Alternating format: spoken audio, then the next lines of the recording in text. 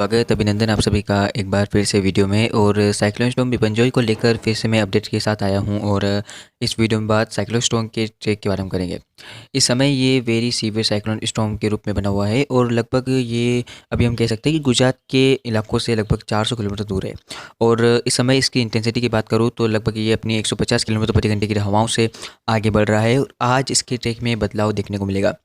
जिस प्रकार से कल भी हमने देखा है कि साइक्लोन स्टॉर्म बिपरजॉय यहाँ पर बना हुआ था, यहाँ पर बना हुआ था साइक्लोन स्टॉर्म बिपरजॉय। और अब ये इसका डायरेक्शन आप देखिए कि अब यहाँ पर बना हुआ था तो इस दिशा में ये क्यों गया। आप देखिए हवाओं के पैरेलल ये सब कुछ होता है। हवाएं इसको अगर किसी दिशा से ज़्यादा मिलने लगे तो इस हवाओं के पैरेलल ये चलता है। और जब हवाओं का डायरेक्शन चेंज हो जाए तो कहीं ना कहीं सिस्टम का ट्रैक भी चेंज हो जाता है। लगातार जिस प्रकार से पहले ECMW model, IMD model precision और विंड के JPS मॉडल भी लगातार इंडिकेट कर रहे थे सिस्टम ओमान की तरफ बढ़ेगा।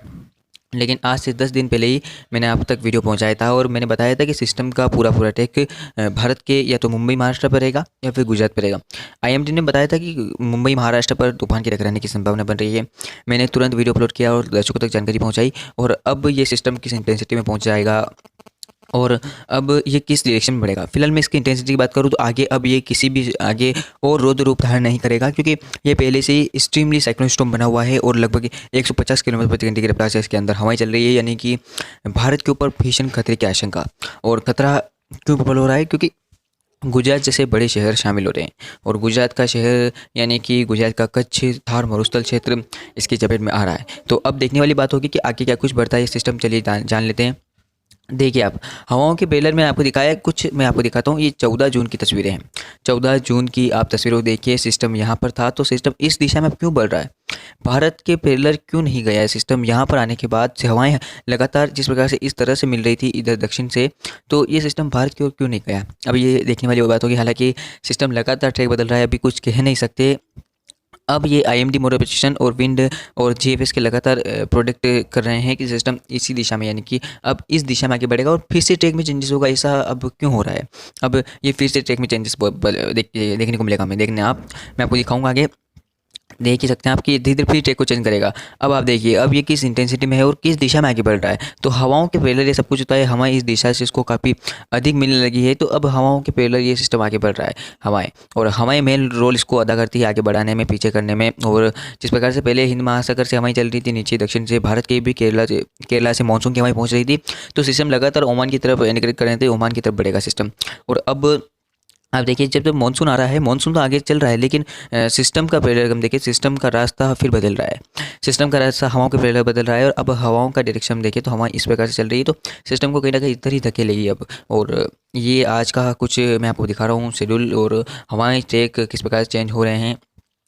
जी हाँ, साइक्लोन स्टॉर्म बिपरजॉय जब टकराएगा उस समय ये काफ़ी कमज़ोर होगा। हालांकि इसके साइक्लोन के अंदर ही टकराने की संभावना है। साइक्लोन की इंटेंसिटी में ये चक्रवाती तूफान टकराएगा। इसका नाम बिपरजॉय है और इस चक्रवाती तूफान का नाम बांग्लादेश की तरफ से दिया गया है।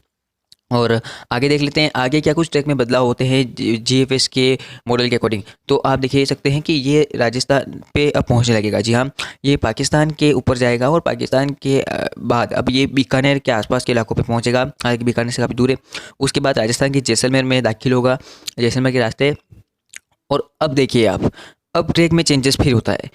क्या होता है, जिस प्रकार से लगातार JPS मॉडल दिखा रहे थे कि ट्रैक में बदलाव नहीं होगा और अब देखिए आप ये सिस्टम इधर से आया, यानी मैं आपको ऐसा कहता हूँ इधर से आया सिस्टम और इस प्रकार से ना जाकर अब इस प्रकार से मुड़ गया है।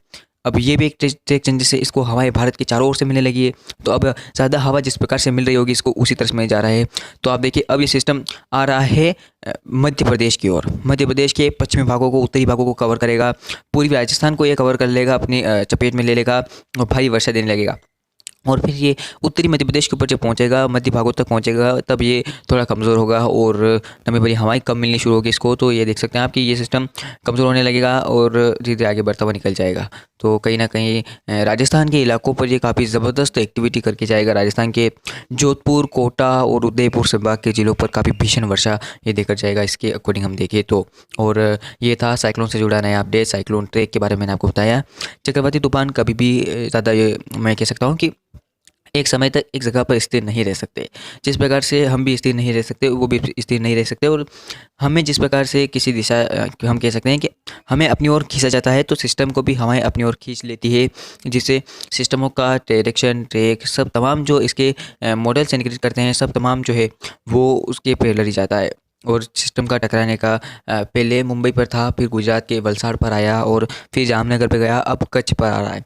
तो ऐसे में ज़्यादा जल्दबाजी हम पहले से ही नहीं कर रहे थे। हमने बताया कि जल्दबाजी करना अभी ठीक नहीं होगा। सिस्टम किस दिशा में बढ़ता है, सिस्टम का पैरेलल क्या होता है, इसी जानकारी फिलहाल पास आने पर मिलती है। तो अब ये सिस्टम, यानी कि आज 13 जून है, 14-15 जून को ये सिस्टम लैंडफॉल करेगा। और उसके बाद देखने वाली बात यह होगी कि लैंडफॉल के समय क्या कुछ तबाही मचती है, क्या भारत को खतरा होता है, साथ साथ भारत के बाकी राज्यों पर क्या कुछ गतिविधियाँ होती है। तो अभी के लिए इस वीडियो में इतना ही, मिलते हैं अगले वीडियो के दौरान। और मौसम से जुड़ी जानकारी और चक्रवात से जुड़ा नया अपडेट पाने के लिए चैनल को सब्सक्राइब जरूर कीजिएगा और वीडियो को लाइक करना ना भूलें, शेयर भी कीजिएगा ताकि ज़्यादा से ज़्यादा लोगों तक ये जानकारी पहुँचे। धन्यवाद।